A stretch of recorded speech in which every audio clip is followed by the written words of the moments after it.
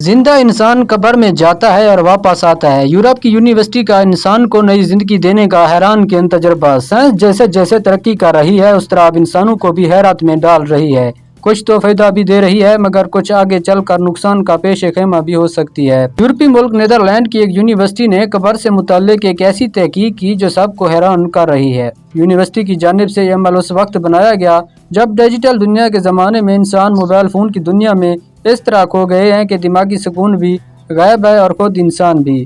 ایسے میں یونیورسٹی کے طالب علموں کی جانب سے ایک ایسا سائنسی عمل متعارف کرایا گیا جسے پیوریفیکیشن گریو کا نام دیا گیا، جس میں جا کر انسان جب واپس اس دنیا میں آتا ہے تو مکمل طور پر بدلا ہوا ہوتا ہے۔ اب یہ بدلا ہوا انسان کی اصطلاح مختلف انداز میں کی گئی، یعنی دنیا کی ہلچل، شور و غل، پریشانیوں سے بالکل صاف۔ یہ سب کس طرح ہوتا ہے؟ اس سب کے طالب علموں کی جانب سے ایک قبر بنائی گئی۔